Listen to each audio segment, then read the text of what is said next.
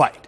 The offensive to protect Libya's people from their own government and ultimately take down the madman who has plagued us for more than 4 decades began Saturday when French jets soared over Gaddafi's forces besieging the rebel-held city of Benghazi, reportedly taking out about 4 of Gaddafi's tanks.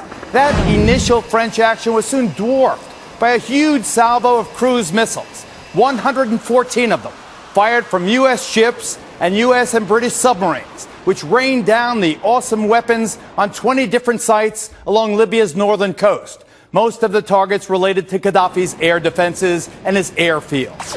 And as the sun rises over the Gaddafi-held capital city of Tripoli in the west and rebel-held Benghazi in the east, we begin with Steve Harrigan and Rick Leventhal, our reporters at the front. Steve, in the capital city of Tripoli, you're one of our best and our bravest. Steve, describe the situation there about an hour ago when the cruise missiles finally arrived there in Tripoli.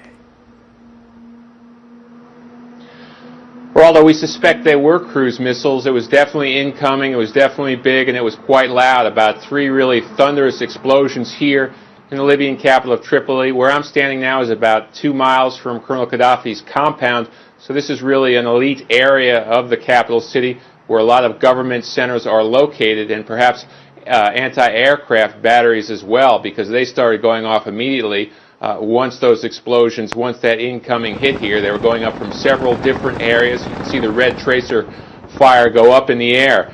Really what we're seeing with these cruise missile attacks and now with the British warplane attacks is an attempt to knock out all Gaddafi's air defense systems. We could see this for a few days before we see that no-fly zone put into effect over the Libyan coast. Geraldo, back to you. You mentioned British warplanes. Do you know for a fact, Steve, that the Brits are also involved? We know the French earlier today. Are you saying that the Brits have also joined in the fight? That's right. RAF air warships are now in the fight. RAF is now, they have launched attacks as well. So it was the French earlier today outside of Benghazi, and now British officials confirm that British warplanes have also launched strikes, airstrikes, against Gaddafi's government forces here in Libya. Steve, do you worry that as you report from that government compound you described, that you are being used essentially as human shields by the Gaddafi government?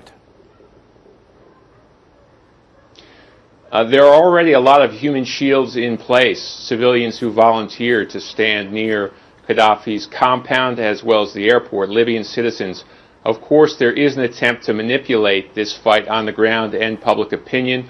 We're in a government-controlled hotel. Sometimes we're not allowed out by government minors. When we are allowed out, it's often being taken to a group of government supporters who basically just come up to the camera and scream that they're ready to die for Gaddafi. Of course, all this could change rapidly on the ground, particularly if those rebels begin a march back to Tripoli. Then we'll see just how popular Gaddafi is in this capital city. What is Libyan media, Steve, saying about their casualties? The Associated Press is reporting, repeating some reports that 48 are dead and 150 wounded. Have you heard that from the Libyan government?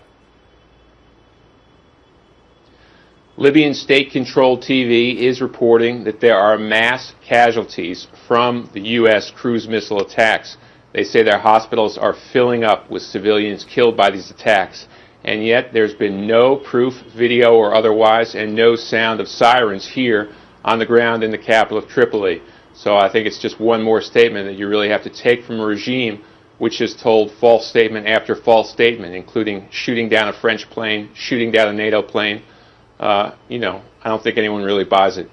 All right, Steve, I want you to stand by.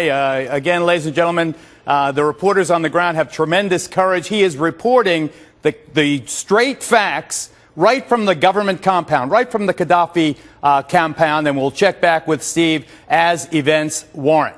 Now, late Saturday, our Rick Leventhal filed this